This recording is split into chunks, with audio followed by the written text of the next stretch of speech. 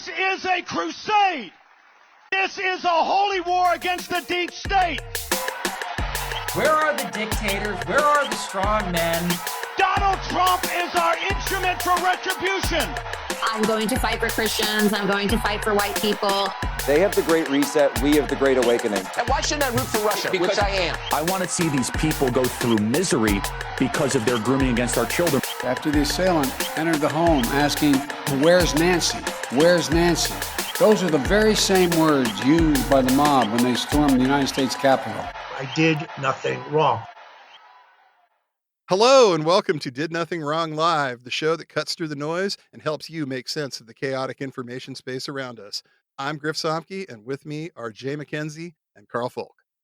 In today's episode, we will discuss Facebook's move away from facts and logic, as well as the Broligarchy's war on knowledge. And we'll also be discussing resistance in the post-resistance era and what that looks like in 2025. Keep listening to learn more, and remember to smash those like and subscribe buttons, because the harder you smash them, the more it hurts Elon's feelings. Thanks for tuning in.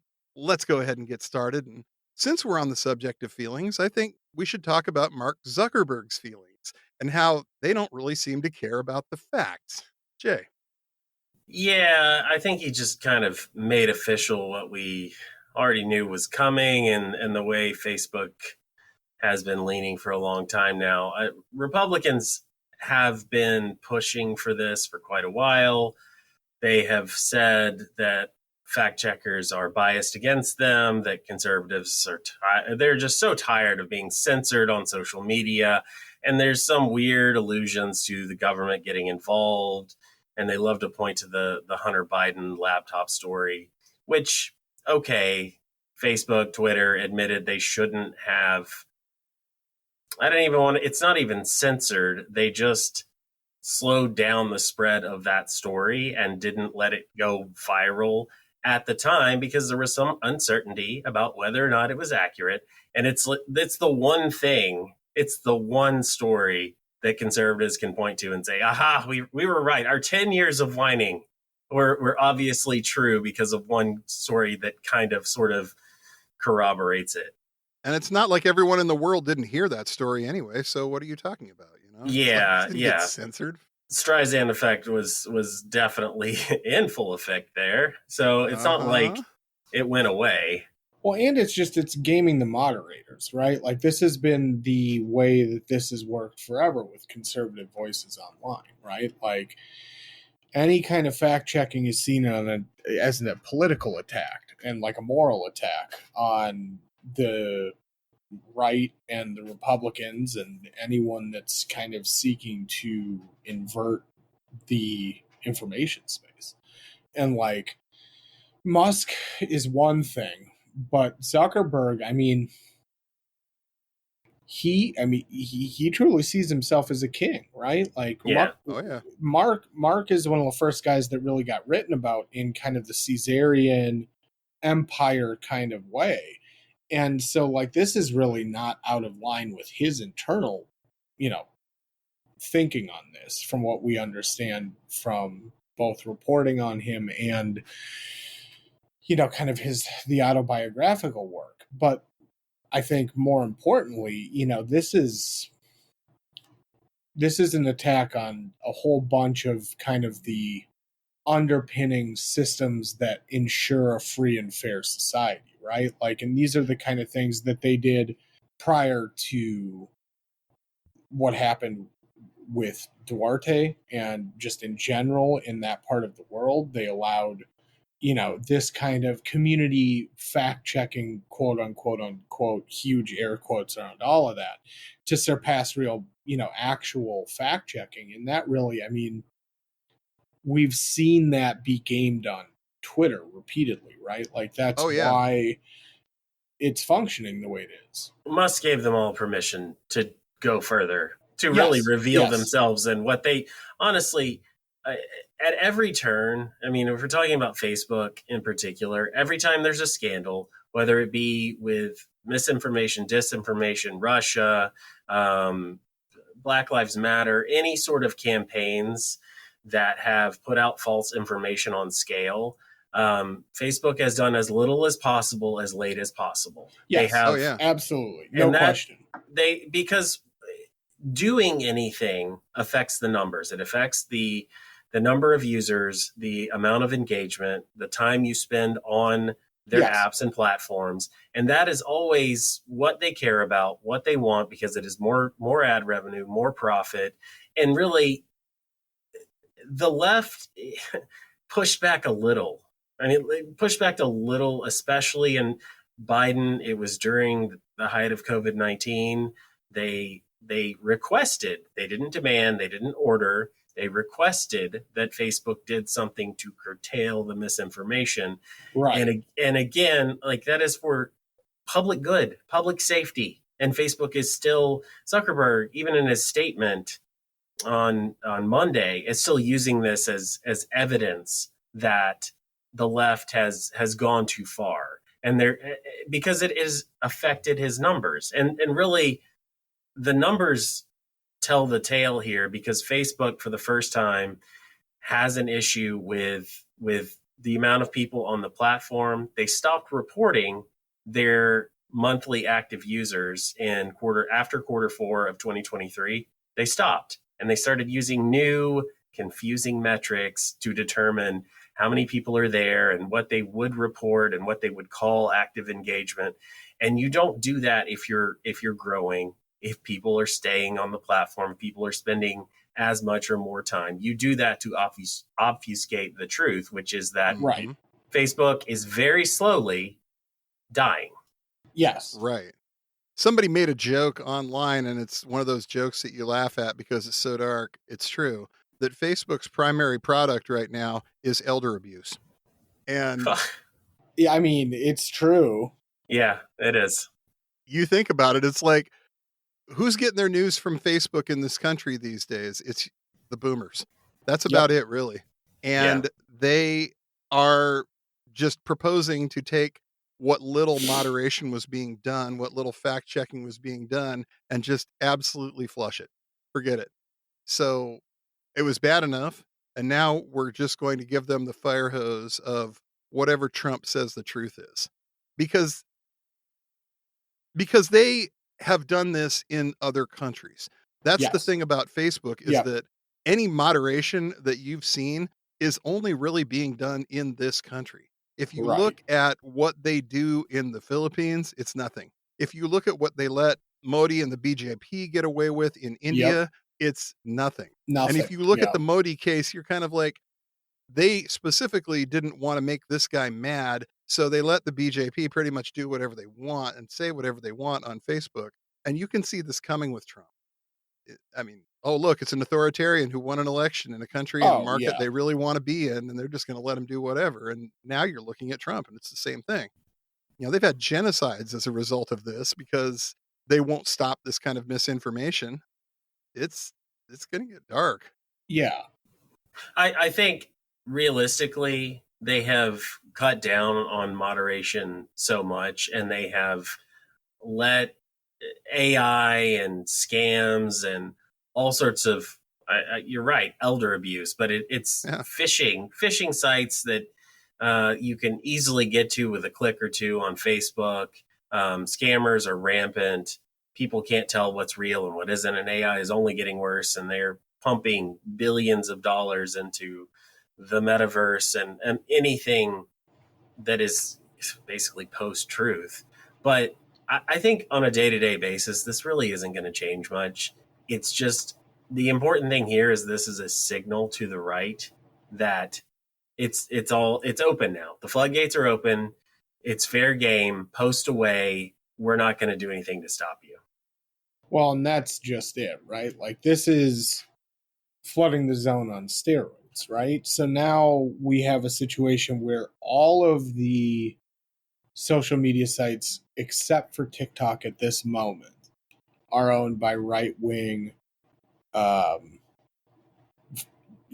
of techno-elite neo-monarchists of sorts, and some avowed neo-monarchists.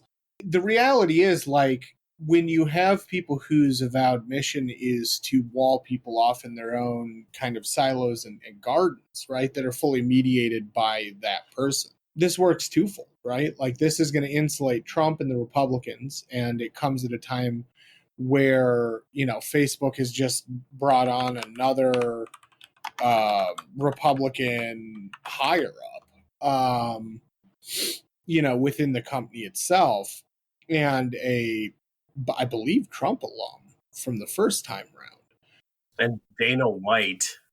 Yeah, Meta announced that they're adding the head of the UFC, Dana I White. saw, Oh my yes, God. they're doing that as well. Yeah, no, they brought on someone else in addition, and like it's shaping up to be, you know, this is just an unreality machine, right? Partially to scam people, partially to scam their investors, and partially to break democracy further, right? I just want to say, like, just on the Dana White front, that I know you've covered Jake Shields, Griff, and the amount of UFC MMA guys who are in the going on his podcast and in this right wing bro culture of just Andrew Tate light and just disinformation machines. It is off the charts crazy, and it's a clear, very clear signal what they're about here. Sorry, Carl, go ahead. No, you're right. Yeah, they are definitely giving Jake, to a certain extent, a pass because he's a fighter, and they all kind of know him from his fighter days, and they're like, yeah, you know, he's not really saying anything all that bad. And then you look at the stuff he is saying, and it's like, oh my God, this dude has gone from like kind of red pilled in 2017 to fully JQ'd in 2025. Oh, you know, he's a Nazi. I mean, he's David a Nazi. Duke on the fucking podcast. Yeah, exactly. Yeah. Like, that's oh God, that's a whole different ball of wax, but it's the same thing, right? Like, it's the same system of like, okay, we're going to bring voices to the front that are completely detached from the broader view, right? And like, ironically, you know, these smaller kind of niche communities that got hit hard, whether that's the MMA or some of the more crunchy kind of new age groups, it always kind of happens the same way, where, you know, the truth that's already fuzzy, let's just say, you know, gets completely pushed out of the way by people who are kind of seen as rational voices within the system of people. And like, it's been really exhausting watching it happen again, but in a larger way than it did in 2016 this time around, to the point where, like, you know, we're having moments where Democratic national level politicians are like deploying the "I'm just joking" defense as to why they're planning on working with Trump. And like today I was having this discussion online, and someone popped in and had that conversation, right? Where it's just like, well, I'm just joking about these things, and so is Chuck Schumer. And it's like, you do see how this is a problem, right? And it's the same mainstreaming and hyper normalization that like kicked in for the Republicans in 2014, 15, 16, and then has now made its way everywhere, right? And so like this thing with Meta is brutal. If they're joking, unless you don't push back. I mean, we know how this works now. We know how this game gets played. They're joking until someone doesn't push back, at which point, oh, guess what? We were serious. It's like constant shit testing. And when they find a way to dump some shit, this is where they end up going. And now we're seeing the Democrats play that game. Like you said, this is not going to end well for them. You're not going to make these people somehow decide you're a good person by acquiescing to this. No. And in the information environment, I think, you know, someone asked me the other night at dinner what I thought kind of had happened that wasn't just purely radicalization within the base over the Gaza genocide period, and prior to that with, you know, this faux sense of, class war between two different parts of the party.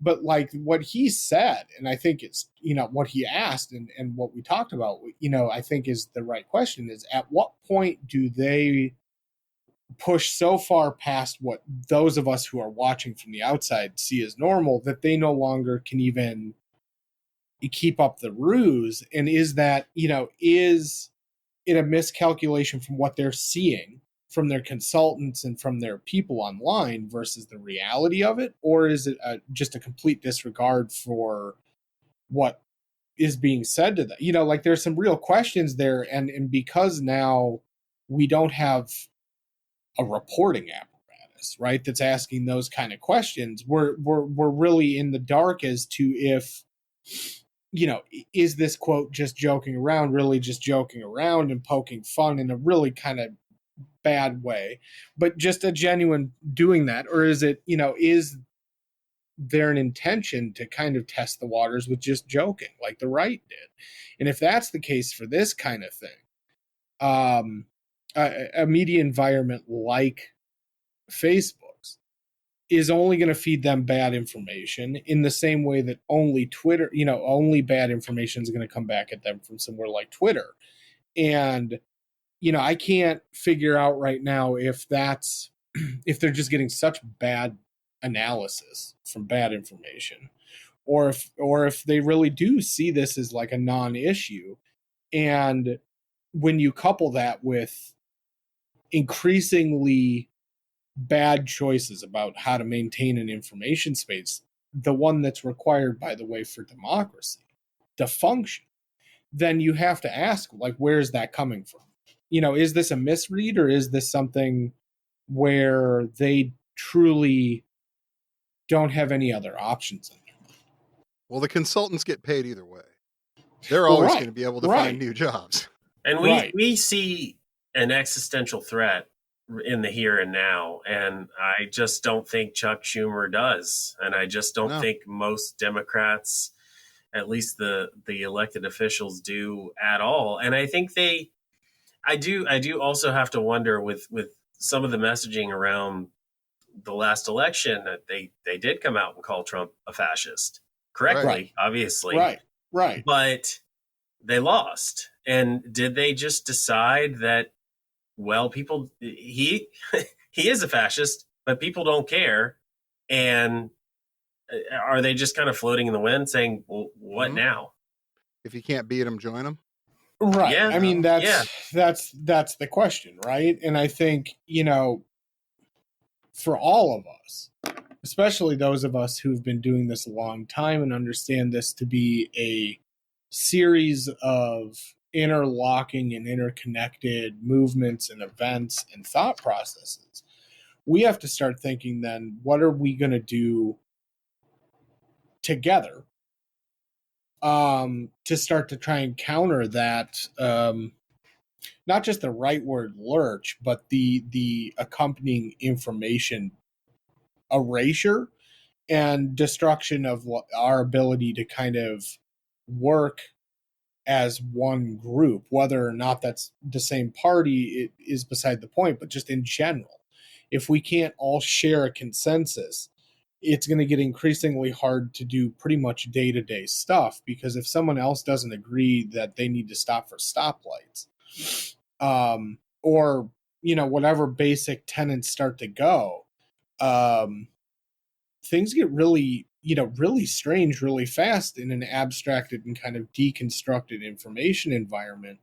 And what, Meta has perfected this, right? And like they've done it in other places, as you said, Jay, where this all starts to lead back into itself, right? Like the problems with Facebook, the problems with Instagram directly then start to compound this authoritarian problem that we now are fully going to be engulfed with, whether we want to or not. And can you imagine, like, Facebook, if we do end up doing something stupid with Canada or Greenland or Panama?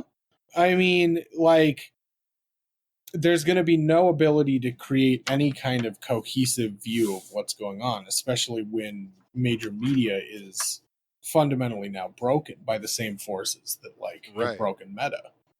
Right. And that's what we're looking at, is just a completely broken information environment. Like you've said on a number of occasions, this is a war on reality. Carl, I mean, you've been quite clear about that.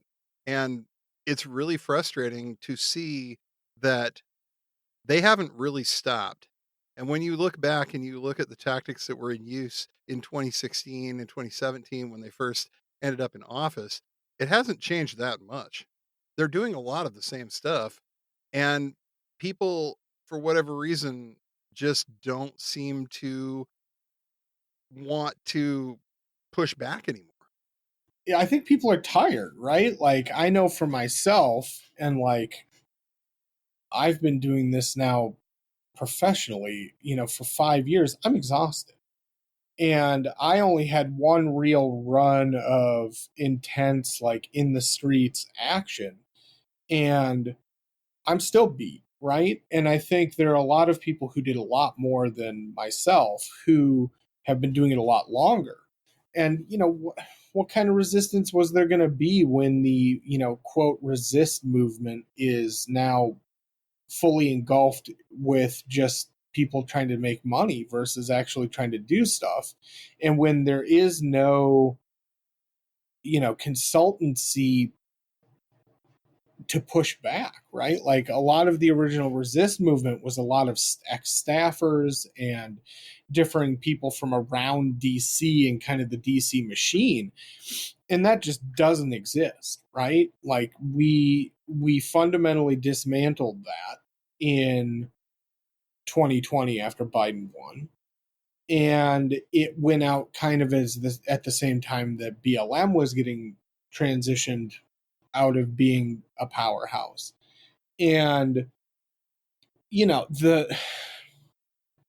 the Democrats haven't had good messaging, to say the least, right? And part of the way that you build a broad consensus and an ability to push back against a narrative assault and like a war against reality is to have good counter messaging. And they just can't or won't do it. They just, because of the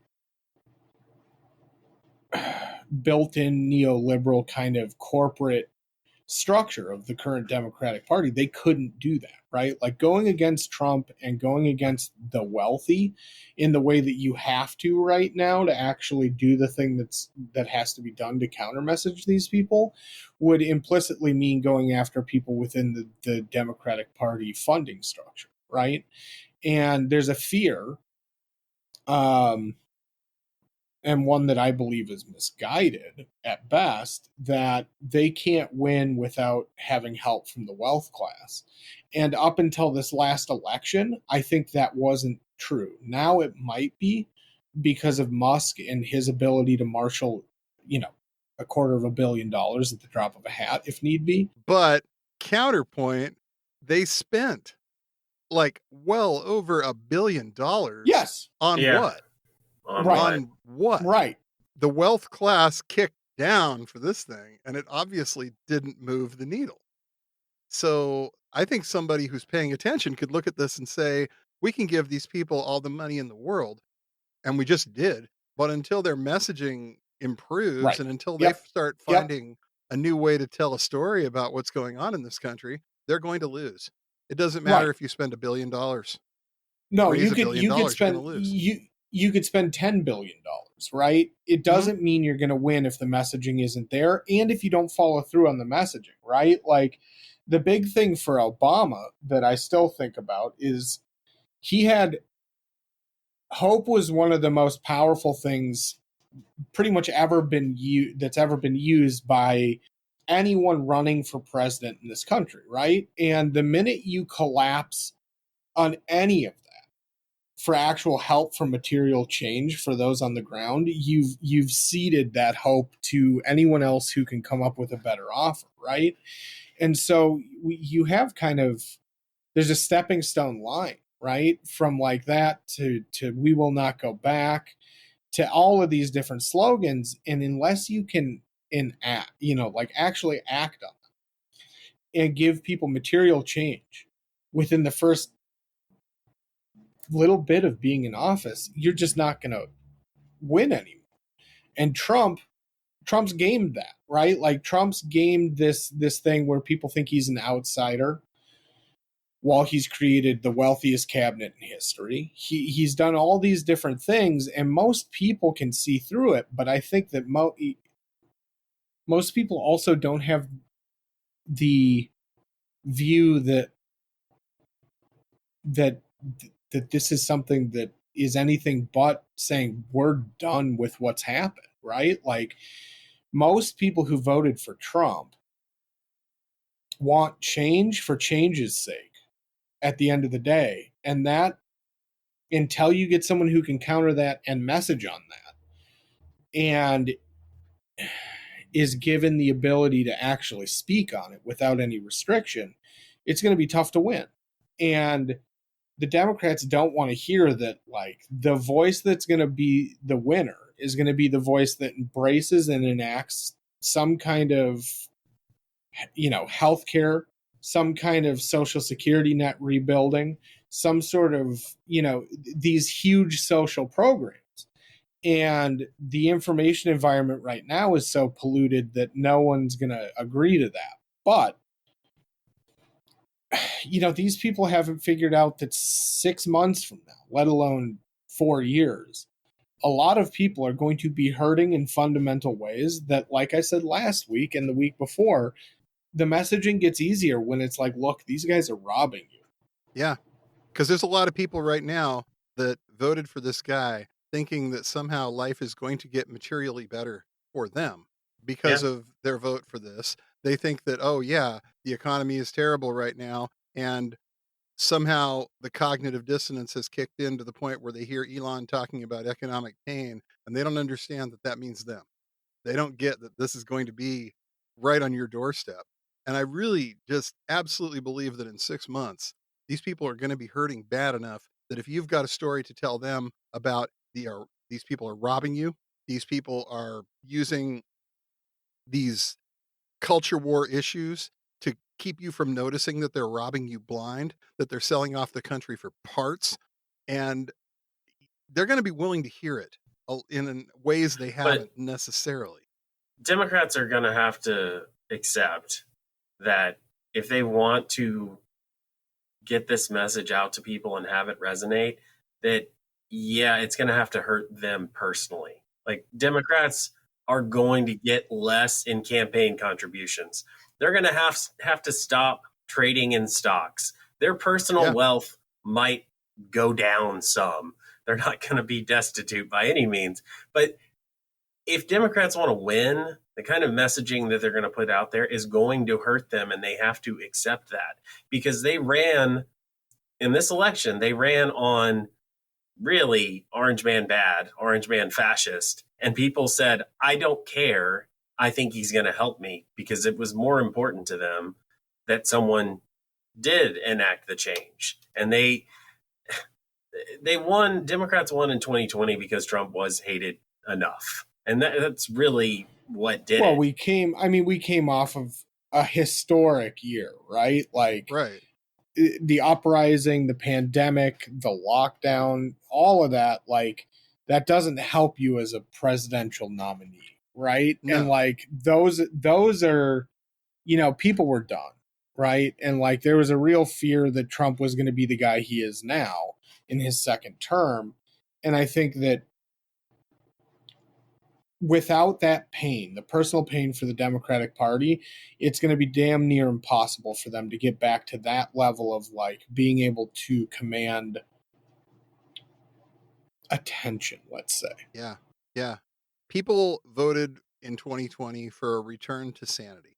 You brought up the uprising. You brought up the 1 million people who died of COVID. You brought up the lockdowns. People couldn't handle the roller coaster anymore. And they figured voting for an institutionalist Democrat was the way to get back to some level of sanity. And to some extent, they weren't wrong. I mean, Biden did some very good things right off the bat, opening up the child tax credit, opening up the idea that people could somehow maybe afford to feed their kids a little better. We're going to, see what we can do about ending childhood poverty. I think that's a very admirable deliverable that came out right off the bat. And it seemed like the whole thing started off well and sputtered out. Just ended up running out of steam. Because you're right. They started listening to the consultants. They started worrying about how it was going to affect their campaigns and their coffers and what that would do to them in the future. And Biden was old and an institutionalist, and he wasn't brave enough. He wasn't young enough and brave enough to really forge that path. Harris could have done it, and it might have worked, but it was safer. It was safer to just go with the tried and true. Trump's bad. We know he's bad. Go with a safe pick. And it didn't work. So if you want to win again, you're going to have to accept that you're going to have to go out on a limb. You're going to have to campaign on things and promise things that your donors, that your consultants are going to tell you, oh, no, don't do that. Oh, no, if you do that, then, we might have to cut off the funds, or people hate that. That's too extreme. They're going to call you radical. Don't do that. No, you're going to have to be brave, right, and you're going to have to be bold. Well, yeah. And at some point too, like, the thing is, you only have to be brave and bold for a little bit before the fever starts to break. And that's the whole thing, right? Like, all of this that we're dealing with now is predicated on the projection of power that has gotten them this far already and has shielded them from pretty much any consequence that you would hold someone to in a rational democratic society. Right. That fever, though, at some point is going to shatter. Because at some point, when we're 2 years into this and day to day things have gotten, let's say, 20% more expensive and 75% more expensive on larger items, whether that's cars or maintenance or whatever. These people, a lot of them are going to be fully in the pull of the MAGA misinformation and unreality. There are going to be others, though, who come out of it. And at that point, like, we have to, as kind of the outside of this, really have a conversation as to what the hell our plan is to counter this, right? Like, and not in a direct action sense, but what is our concrete goal for reconstruction?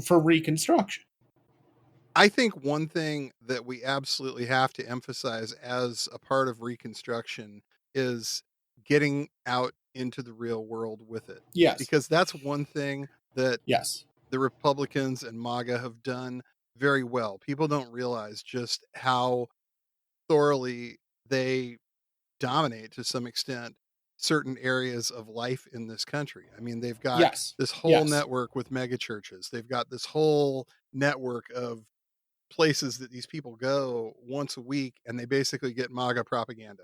They don't realize that they are showing up for the things that the Democrats don't seem to want to show up for anymore. Right. And when the Democrats do show up and win, they end up getting bullied out of the job in a lot of cases because MAGA shows up and tries to start, shutting them down.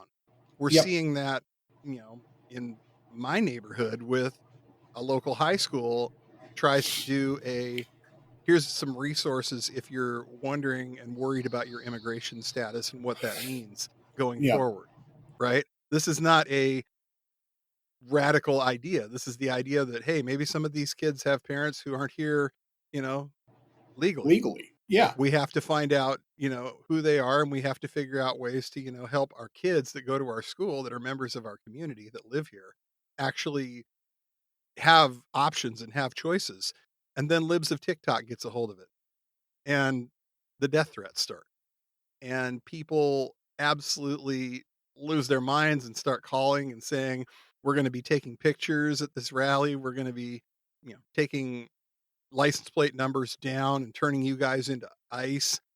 And this kind of thing, at some point, you're going to need to address having this stuff out in the real world.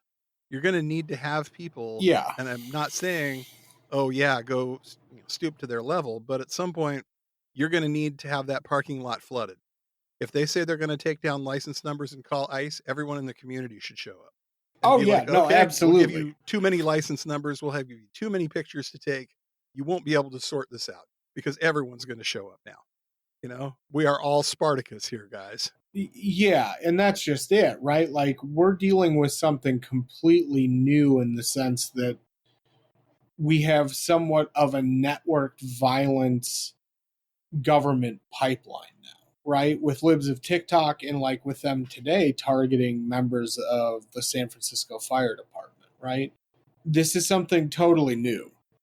Well, and the message there, to be clear, the implied message there with a picture of female leaders of the fire department in Los Angeles, the message and implication from the right is that wokeness is the reason these fires happened and they're not being controlled. And wokeness is, again, the problem, and it's killing people and it's destroying our country. And it's false, and it's obviously false, but it's just they're going to keep hammering it. Well, yeah, and today they were hammering that in DEI, right? And so, like, the thing that all of this kind of reinforces, you know, to circle back to the bad information environment, is like the original fascists were really good at this for a reason, because ambiguity in a world that's seemingly in upheaval, as it was directly after World War I, they leverage that, right? That ambiguity makes people believe wild shit.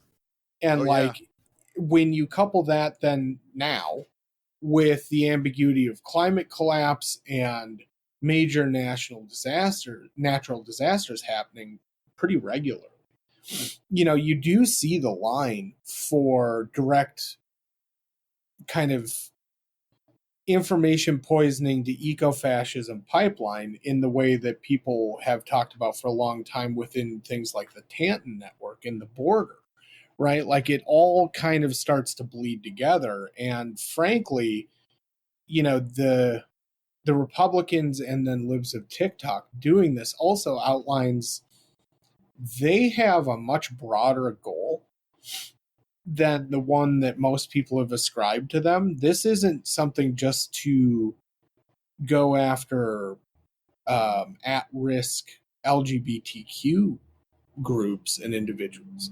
This is a system that's much bigger than that, right? Like, this is a social scale network violence machine that's been built out in the open and now is being turned on to everyone, right? And that signal with just women in the photo is a pretty clear signal that this is going to turn into something much, much bigger. And these fires are kind of a bellwether across the board for both right-wing reaction, but also, like, we're getting a window into where things are going. Well, and I think if you look at where this messaging goes and ultimately ends up, it would be something along the lines of, if these women had just been trad wives, none of this would have happened. Well, it goes there, and it definitely goes to, like, the positions of masculine authority, quote unquote, should be masculine again, right? Like, this is creating an opening to do some pretty radical rewriting of kind of the present, but also the immediate past. And, like, you know, this is going to start to bleed into attacks on feminism and feminists and women in general in a pretty blatant way, probably pretty quickly now that they've pulled the sheet off of this particular angle of attack. And especially if we have another event where there is a woman in a position of power, it's going to be really telling, let's just say, how they kind of approach this. Because, like, this is all part and parcel with the knowledge destruction aspect of, like, what Meta's done, what Musk has now done, you know, what the end goal is here. Mm-hmm. And I think, Jared Yates Sexton nailed it this morning. He was on Blue Sky and he made the comment, it's time people understood that the GOP, the right, and the wealth class not only believe climate change is real, but the agendas they're pushing are designed explicitly to profit off the resulting destruction and take advantage of its destabilizing and radicalizing events. Who wants to talk about climate change when you can blame it on woke? The fires are the fault of woke. The fires are not the fault of, systemic destruction of the environment to the point where things that didn't used to happen, like wildfires that wiped out half of LA in January, are now something you kind of just not even surprised to see anymore. Well, and it works too to mainstream one of the core tenets of kind of like eco-fascist belief, right? That like, because woke means anyone brown or not straight, that easily transposes onto the more heavy-handed Fortress America style white nationalist, neo-Nazi, and, straight up Nazi accelerationist views. And like some of the earlier work that some of the guys like Tanton and others have done, directly kind of looks at climate change as a plausibly deniable form of ethnic cleansing, right? And so like when you start to actually get into what they believe when it comes to that, it's deep water that really no one's had much time in, right? Like there are a few reporters out there, Brooke Binkowski is one that I can think of off the top of my head, who've really explored this, and that's the Marianas Trench of where this ends up for some of this, with a bad information system, ambiguity on the level of climate collapse, and a federal government that's going to be let's just say not active going forward in this. Like that's a narrative construction that's kind of hidden behind a second kind of veil of language. And again, it gets to what we've all been saying here, that the Democrats are really going to have to decide, do we want to win this thing or do we want to get rich? Do we want to get to a point where we can take this back on some sustainable level? Or are we content with resisting all the way to the large Patreon donations every month? What do we really want out of this? Do we want clout, or do we actually want to win this thing? Because there's a lot of people out there right now who would tell you that, oh yeah, I'm the worst opponent Trump's ever had, when nothing you're doing is particularly harmful, and most of it actually is quite helpful to this guy. You are positioning yourself to basically to do another January 6th, only from the Democratic side of it, complaining about how we should just burn this whole rotten system down. It's like, how is this any different than what Adam Waffen says? Well, and that's just it, right? Like we're in this bizarre space where everything's up for grabs now, right? Like narrative wise, everything's up for grabs. The Democrats, because they have not spoken to any of it, they've left a hole, the size of the continent in where people could go. And that just leaves so much room for this kind of, what are we going to do? We should burn it all down. The reality is, and there's a caveat to this, the reality is, because of the conservative bent that the country has been on for a decade now, overall, or more, any actual, real true changes that would have to be done are going to look pretty revolutionary right now, right? And I think that that's the one thing I would tell Democrats and like to the people who are directing elected officials is like, hit for the fences. We know they're going to attack you. We know they're going to call you socialist. We know they're going to do these things. Don't give a shit about the label, but also don't label yourself. Like you're not far left. You're a fucking human looking out for other humans. These positions, let's say you're looking at just like healthcare stuff.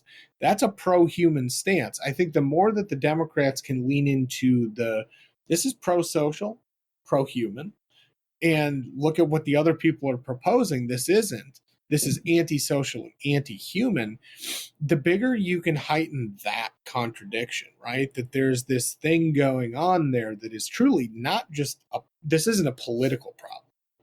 You shift it to a more moral, but also at like a human level that for a lot of people, that's really powerful, right? Like if you can figure out how to use that with the language of the church, you get someone like Sean Fain, right? Like you get someone who can speak to social problems, but do it in a way that comes across much less left-right, I guess, for lack of a better thing.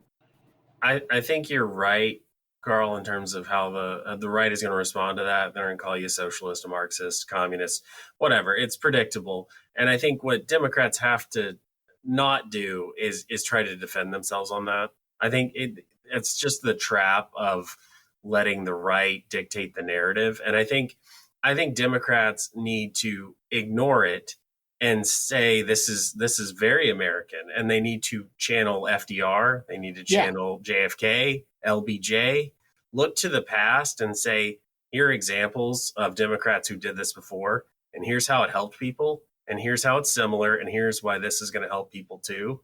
And there needs to be a positive narrative. There needs to be a plan. And yes, it is a little scary, but they could look, the Democrats really could learn something from the right here, because the right has made mountains out of molehills, whether it's talking about censorship online or any of the things we covered, where they just repeat it and it's just repetition until their base buys it.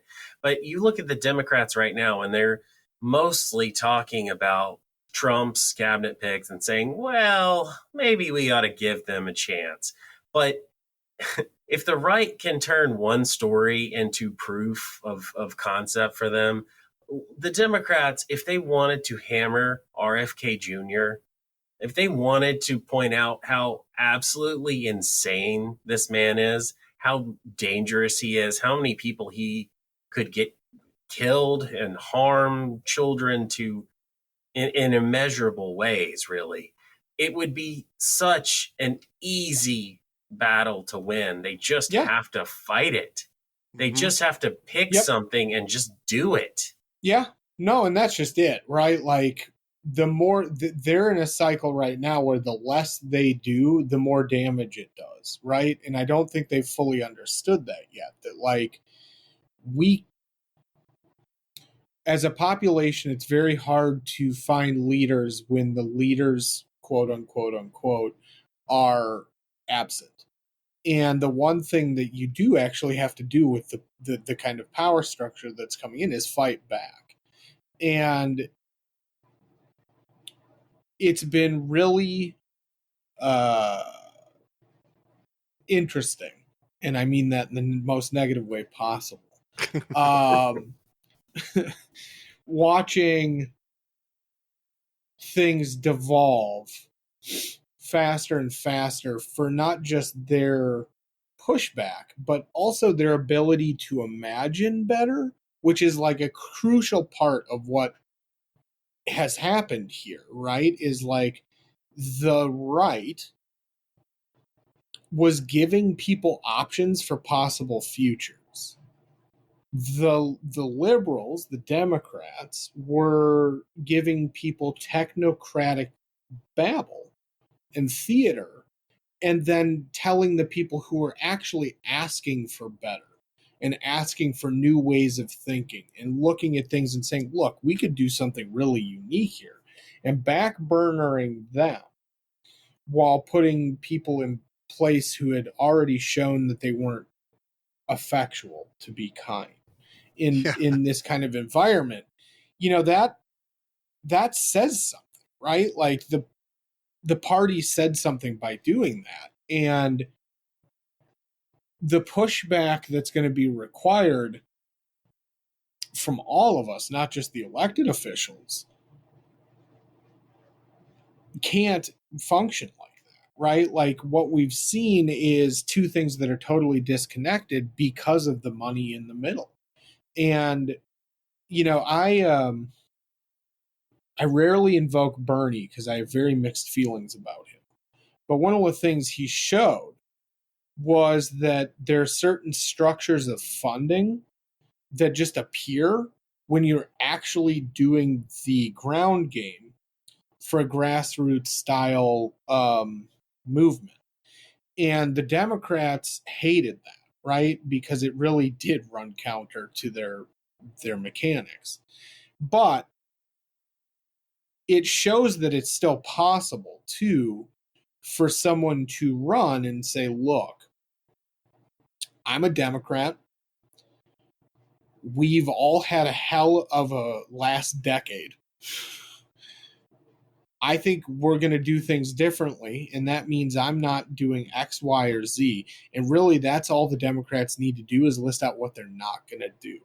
Leave the door completely open for the things that can be done. But, you know, the most effective way sometimes in business to get people into your business is to tell them what you're not going to do. Because that then leaves them with the decision, what do I want? Is this the thing that will bring me that? And if you do that correctly, it brings people in.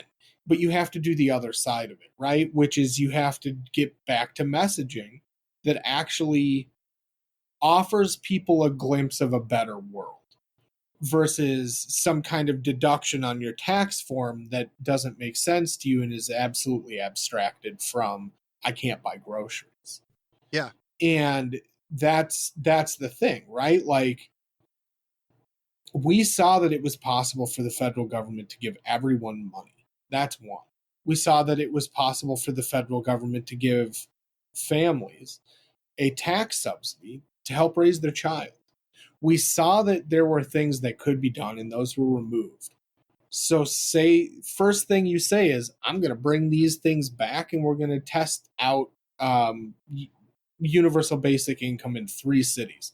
Literally take Nixon's UBI plan, redo it, and start the conversation over again.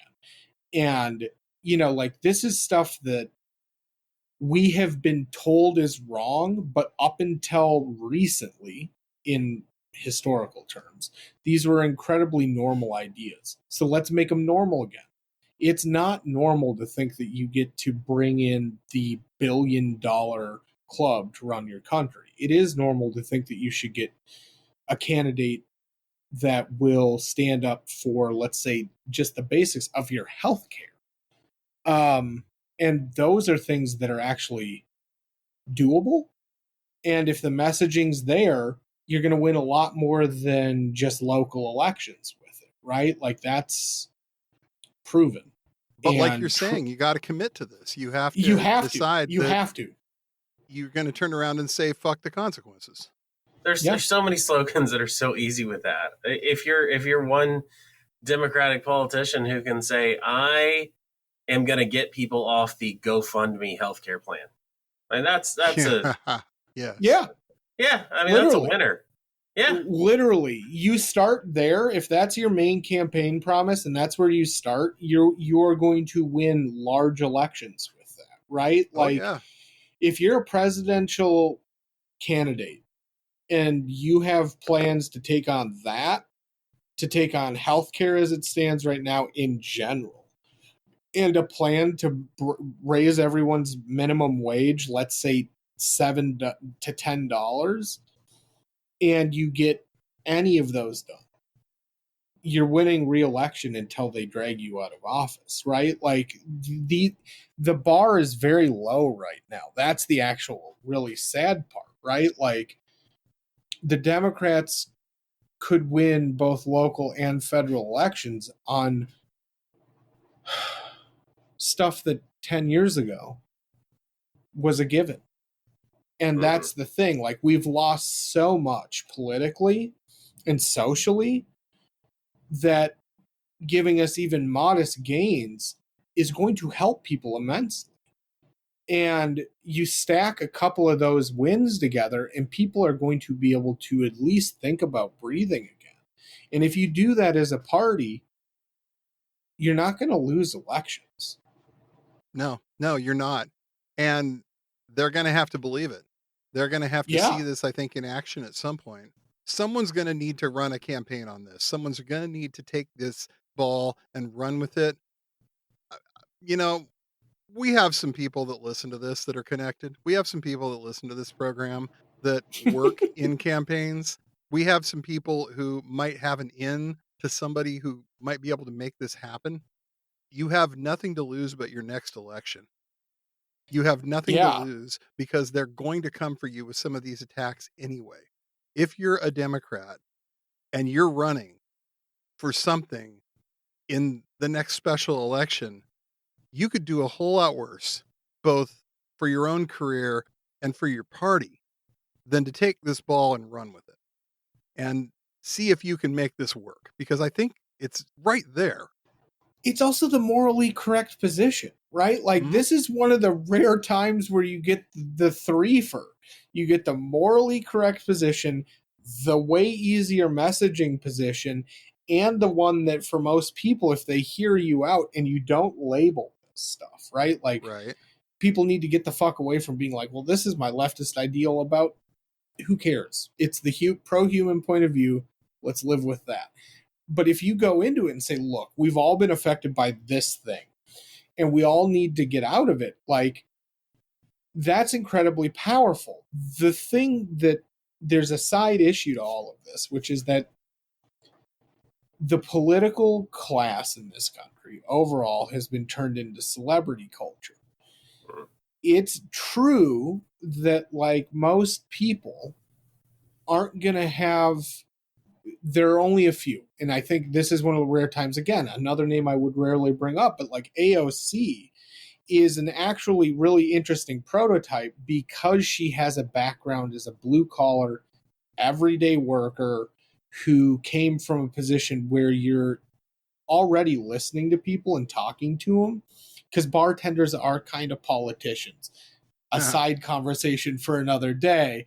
But like, it's those two things, right? Like, that makes someone personal, right? Like, part of this conversation revolves also around, do you think you can sit down in a room and have a conversation with someone and have it actually be heard? I can't do that with Chuck Schumer. Like, we're from different worlds. We might agree on things in some ways politically. We might both agree that democracy is good and it should be intact. But like, we do have a problem in the Democratic Party that people think you're kind of prickly and somewhat outside of the normal bubble. And we need both, right? Like, we need a mixed bag of people who have real world experience and professional and academic experience, and people who have the institutional knowledge to get that work done within the government setting, right? So you have to have some kind of mishmash there. But right now, someone needs to be bold.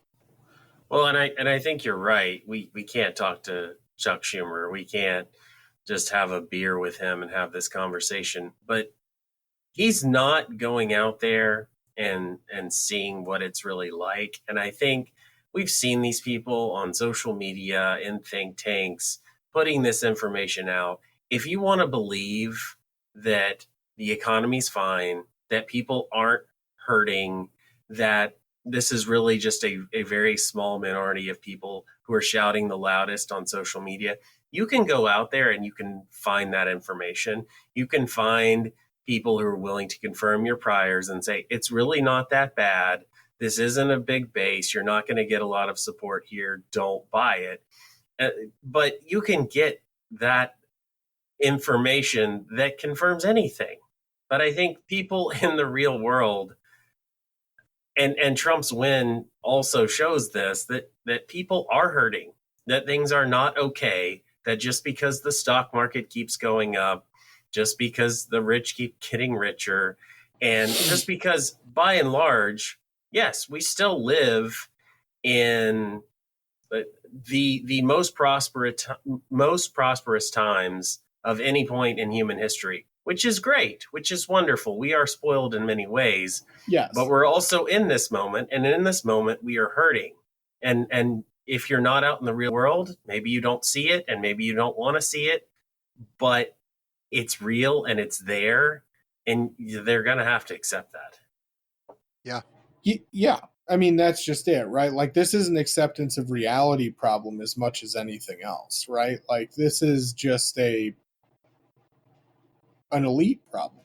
As much as I hate that sentence, like, it is, right? Like, we have to have a real, I think, conversation as a party about what we want and what that actually looks like, because in this current moment, like, the Democratic Party doesn't look a lot like the base, and some of that's because of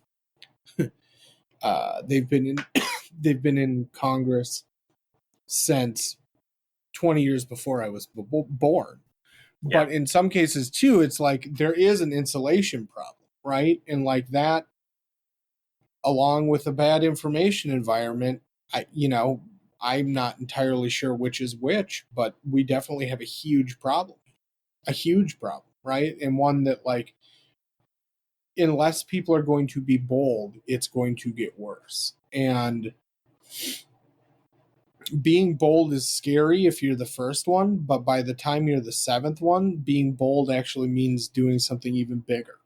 And that's just how it has to be, right? Like, we have to have that conversation where it doesn't matter that your consultants are scared about the polling that might come out from you saying something that's true. Needs to be overshadowed by the truth. And Like, you can pull people there. That's the thing. That's what the right has learned, that you can take an unpopular position and you can, by sheer grit and hammering home the point and repetition, you can pull people there. And I think Democrats are so enamored and obsessed with what the polling says. But look, we've seen the right do this. The Overton window moves. The way the public perceives reality itself can shift and can change.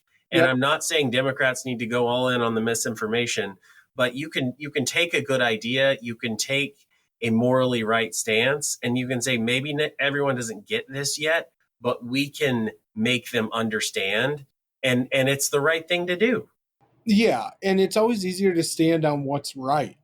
Like, at the end of the day, it's an easier argument when you're standing on the morally right side of it, even if in the moment it's incredibly scary and hard, right? Like, if you win in that position, you've won.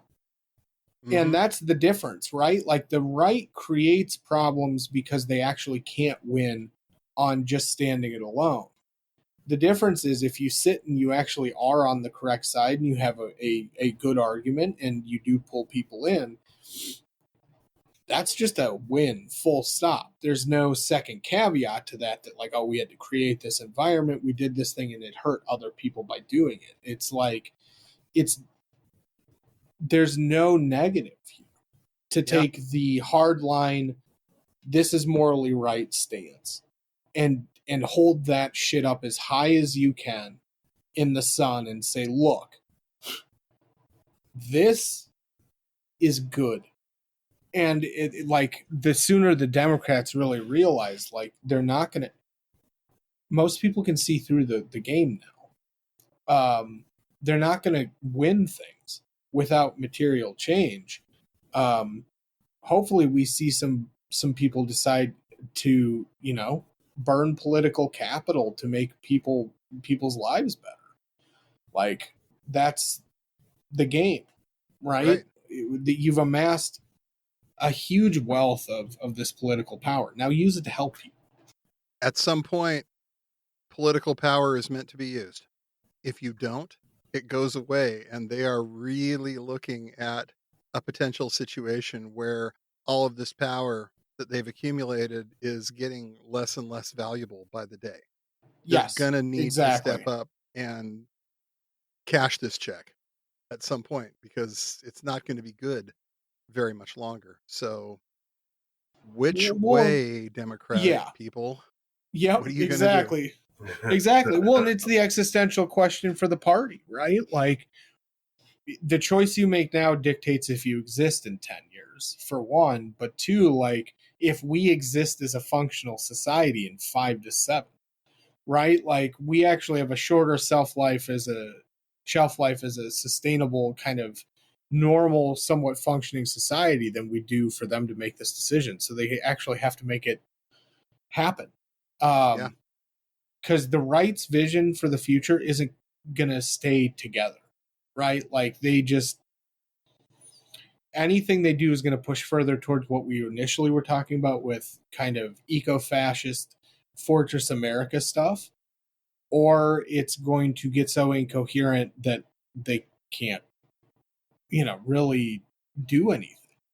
And the Democrats have to figure out a counter to that. And it's shocking to me that we are a little over a week out from the inauguration, and there isn't one Democratic voice saying, this is what could be. This is what could be if we do this right. Because that's what this needs right now. Fuck fact checking. You're not going to out fact check a liar. Whoever is brave enough to step up is going to be the next leader of the party. Someone needs to stand up and say it. But everybody's very risk averse right now. Everybody's worried about their next election, their next fundraising cycle. Someone's going to have to stand up and buck that. And everybody will once one person does, but somebody's going to have to throw that first rock. Yeah, no, and that's just it. That's just it, right? Like, someone has to be the first person to throw a stone, and the rest of the stones will follow, right? Like, especially if there's big response. Like, we're not... I think there's this belief that what people are asking for when they say real material change is something that's really outlandish. And the reality is it's not. And I think the first person in the Democratic Party to say, look, we can redo 3 or 4 things over the course of 4 years and give people at least a lifeline. And right now, that's all that people need. I mean, they need tons more, but right now, if you get a lifeline to people, you're going to start to rebuild some of the mechanism that's needed to do the real reconstruction. And we just have to find someone who's bold enough to stand up and say, look, this is all a mess. I know you didn't vote for it, but we're all here in this together, and some of you might have voted for this. But now we're all in this together. That was the power of FDR's fireside chats. Someone needs to figure that out again. And it's totally doable. It is. Yeah. It is. And you just have to put the flag down and people will rally around it. Because they need something. The left needs something right now to believe in, to fight for, to say this is where we're going, and I like this future. And this is it. Yeah. Yeah, no, the future, we have to find a future that's suitable, right? Like, it's so tough because you talk about this and people really, they look at you kind of like, what do you mean? And it's like, you have to believe that the future that you're building is worth it for people to give a shit. And like, you have to believe and have plans to show other people why it is. And they can't be up here academic technocratic responses. It has to be, this is how we're going to make sure you and your family can survive. It's really, it's so simple and yet apparently incredibly hard. Yeah, but it's totally doable. So let's see if anyone's listening, shall we? Yeah. Thanks for listening to the Did Nothing Wrong podcast. If you want to hear more, you can find us on the web at didnothingwrongpod.com. Please make sure you subscribe to get our content straight into your inbox.